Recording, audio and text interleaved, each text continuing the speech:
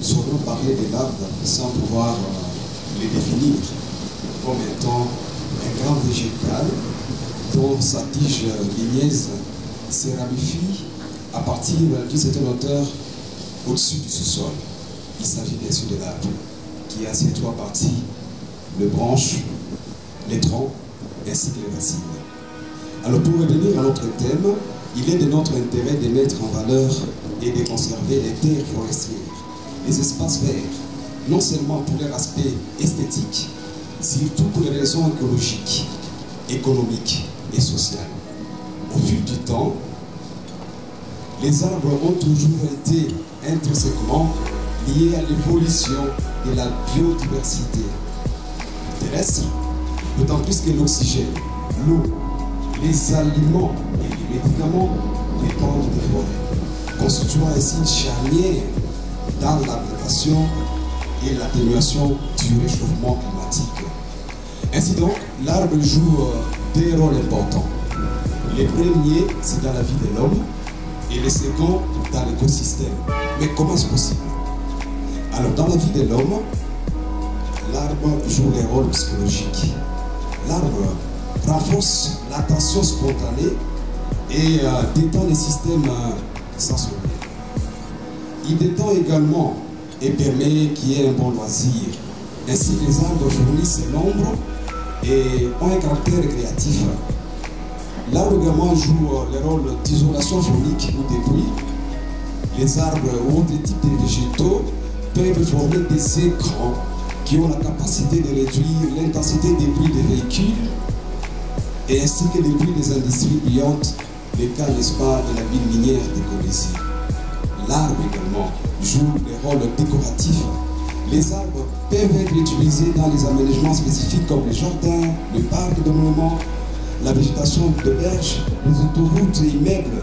D'ailleurs, avec la coordination provinciale de l'environnement, un expert a pu identifier des espèces d'arbres que nous pouvons planter dans les projets lancés par son Excellence Madame le Gouverneur, la révolution de la modernité du nouveau quartier RVA. Est-ce que nous ne pouvons pas applaudir pour cette vision? Deuxièmement, l'arbre joue les rôles pour les écosystèmes. L'arbre permet de lutter contre la pollution. Ainsi dit, l'arbre joue des rôles dans la purification de l'air. L'arbre absorbe et neutralise, n'est-ce pas, de nombreux polluants gazeux, soit un dioxyde de soufre. L'arbre structure de l'atmosphère les CO2 ou les dioxydes de carbone. L'arbre lutte également contre les ruissellements ainsi que l'érosion. Il intercepte et emmagasine de l'eau de pluie à la surface des feuilles et des branches, réduisant ainsi la descente vers le sol, favorisant son infiltration pour ainsi diminuer le ruissellement et l'érosion en retardant, n'est-ce pas, la formation des débits de pointe. Notons par ailleurs que l'activité anthropique ou de l'homme est à la base de la destruction, n'est-ce pas, des forêts. Ainsi donc, il appuie dans son rôle de Jeanne d'Arc, je cite ici son excellence Fifi Massouda Saïdi, gouverneur de province, de pouvoir relever les défis de la gestion environnementale. Le pilier 5, n'est-ce pas, du développement de notre province dans la phase 24-28 est axé sur les reboisements. A-t-elle mentionné aussi son souhait ou sa vision de faire de la province une province solution, n'est-ce pas? Ne pouvons pas applaudir pour cette vision.